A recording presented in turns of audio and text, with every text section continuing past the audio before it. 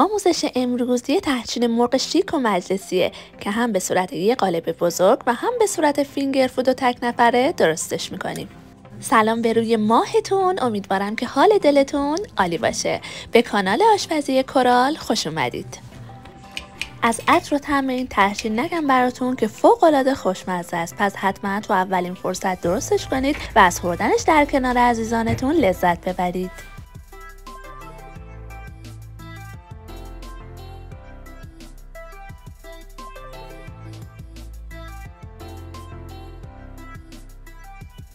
برای شروع کار سینه مرغ رو به همراه پیاز و سیر و فلفل نرمه‌ای و نمک و ادویه و برگ بو آبپز می‌کنیم.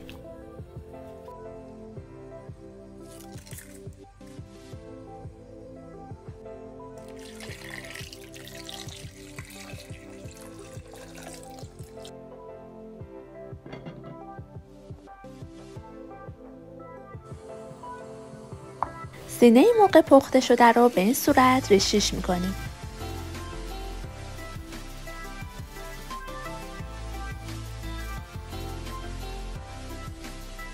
توی تاب روغن میریزیم و پیازها رو بهش اضافه میکنیم و تفت میدیم.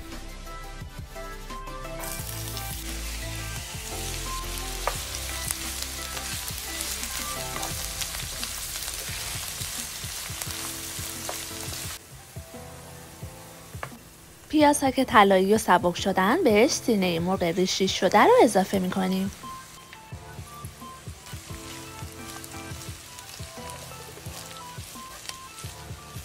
در ادامه نمک و ادویه رو اضافه میکنیم و تفت میدیم.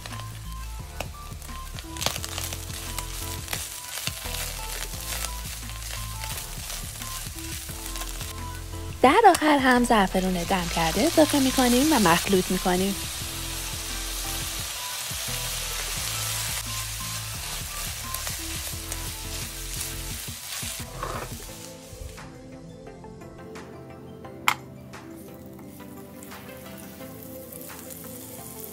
درون یک تابه زرشت رو به همراه کره و مقدار کمی شکر و زعفرون دم کرده تفت میدیم.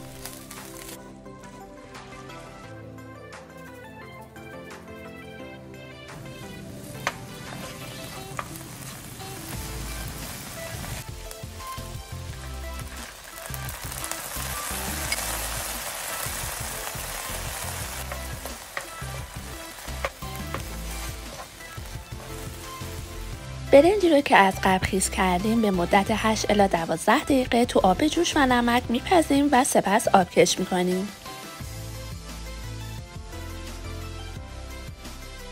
توی یک ظرف یک عدد تخم مرغ کامل و 3 عدد زردر رو با هم مخلوط میکنیم و به خوبی هم میزنیم تا از لختگی خارج شه.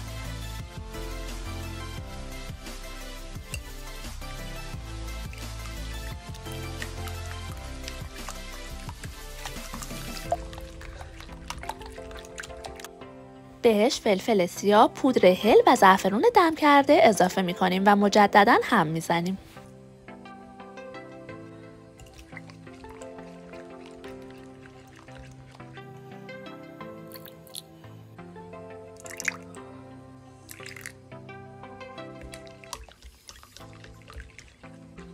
در ادامه بهش ماست سفت و غلیظ، روغن و مقداری گلاب اضافه میکنیم و مجدد هم میزنیم.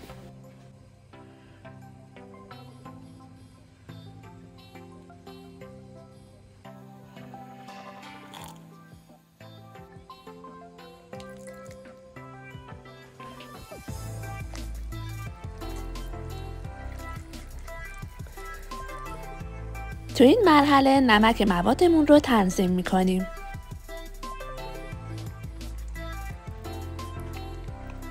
در آخر هم برنج آبکش شده رو کم کم بهش اضافه میکنیم و خیلی آروم هم میزنیم. دقت کنید که برنج حتما خنک شده باشه.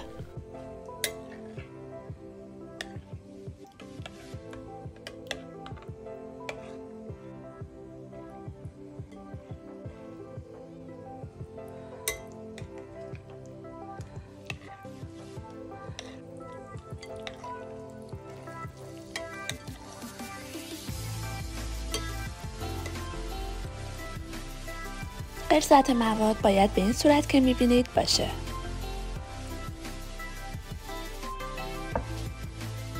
قالب تک نفره رو با مقداری کره کاملا چرب می‌کنیم.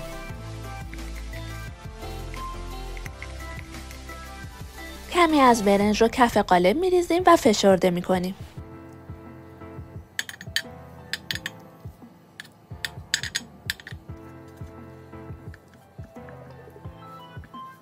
از مواد مرغی و زرشکمون وسط برنج قرار میدیم طوری که از کنارهای قالب فاصله داشته باشه.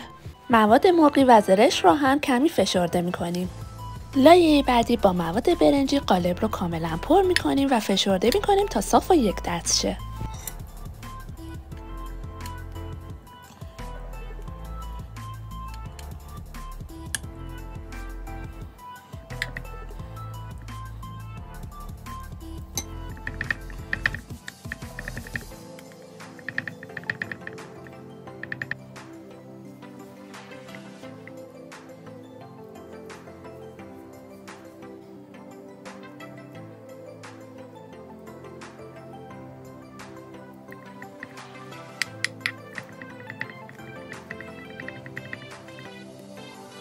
روی هر کدوم از قسمت‌ها یه تیکه کوچیک از کره قرار میدیم. روی قالبمون فل میکشیم و سپس سوراخ‌هایی روی اون ایجاد میکنیم.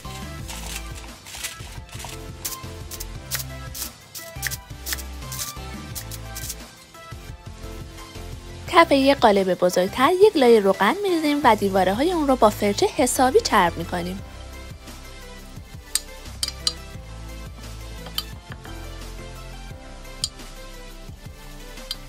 تمامی مراحل قبلی رو برای این قالب هم تکرار می‌کنیم.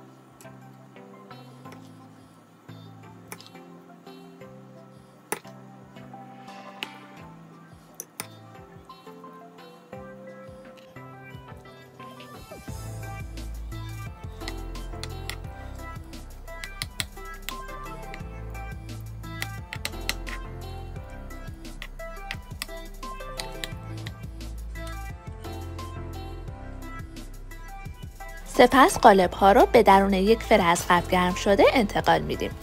میتونید به جای فر از اجاق خاص هم استفاده کنید.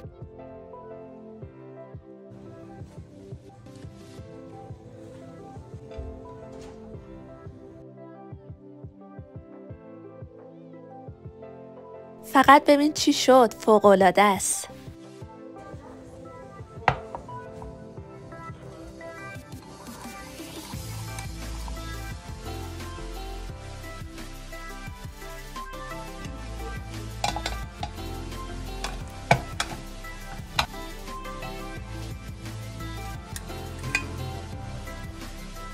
برای تزیین روش هم میتونید از ترکیب برنج و زرشک تفاته شده و زعفرون دم کرده استفاده کنید.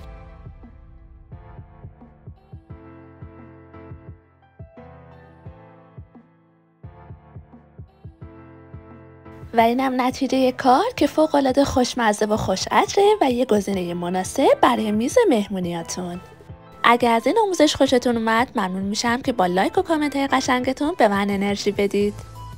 برای اینکه آموزش‌های بعدی رو از دست ندین حتما کانال رو سابسکرایب کنید و زنگوله کنارش رو فعال کنید. مرسی که تا انتهای ویدیو همراه من بودید.